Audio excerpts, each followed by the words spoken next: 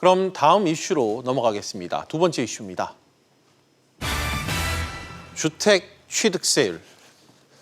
실거래가 기준으로 6억 원을 초과하고 9억 원 이하면 집을 살 때 내는 취득세율이 바뀐다고 합니다. 세율이 바뀌면서 9억 원인 집을 살 때 취득세로 900만 원 정도를 더 내게 될 전망입니다.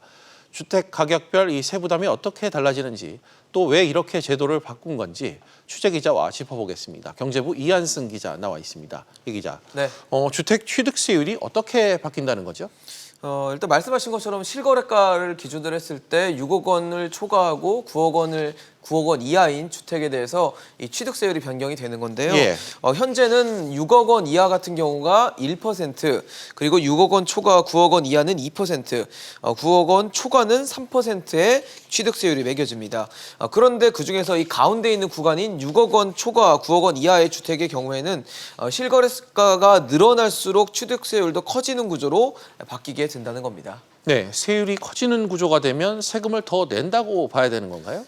꼭 그렇다고 볼 수는 없습니다. 6억 원을 초과하고 7억 5천만 원 이하인 주택 같은 경우는 이 취득세가 좀 감소할 수 있고요. 예. 또 7억 5천만 원을 초과하고 9억 원 이하인 주택 같은 경우는 이 취득세 부담이 더 커지게 됩니다. 실거래가가 7억 원인 주택 같은 경우를 보면요, 취득세율이 기존 2%에서 1.67%로 낮아져서 취득세 납부액도 230만 원가량 낮아지고요. 또 7억 5천만 원짜리 주택 같은 경우는 지금 보시는 것처럼 세율이 2%로 똑같습니다. 그래서 취득세도 당연히 변함이 없겠죠.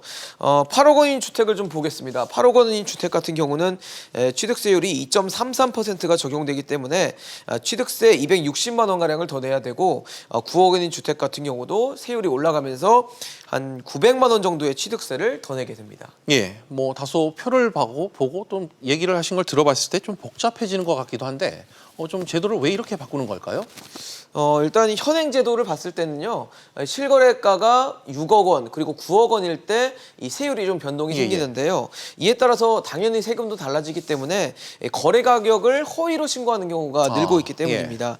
지난해 말 기준으로 5억 9천만 원에서 6억 원 사이인 주택 거래 건수는 6억 원에서 6억 1천만 원 사이에 있는 주택 거래 건수의 한 6배 정도 수준을 기록했습니다. 예. 그러니까 쉽게 말씀드려서 실거래가가 6억 원 초반이면 신고할 때는 6억 원 초반이 아니라 한 5억 원 후반대로 허위 신고를 해서 이 세금을 좀 줄였던 것들이 많았던 영향으로 분석되고 있습니다. 그러니까 기존 세법에서는 2%였는데 1%대로 좀 신고를 했다. 6억 원 네네. 아래니까. 그렇죠. 그 얘기인 것 같은데, 그럼 이렇게 바뀌면 7억 5천만 원 초과, 이 9억 원 이하 주택을 가진 분들의 세부담이 좀 커지는 거 아닌가, 이런 지적이 나오더라고요. 그렇죠. 일단 말씀하신 그 가격대에 있는 주택을 갖고 계신 분들 같은 경우는 이미 공시가율이 현실화되면서 보유세 부담도 커졌는데, 여기에 이제 거래세, 취득세까지 인상이 되면서 세부담이 더 커지게 됐습니다. 네. 또 정부는 이 가격대 주택 거래량 같은 경우가 전체 2.2%로 굉장히 미미하면서도 세부담을 늘려서라도 이 허위 거래에 대한 신고를 좀 방지하는 데 중점을 뒀다고 설명을 했는데요.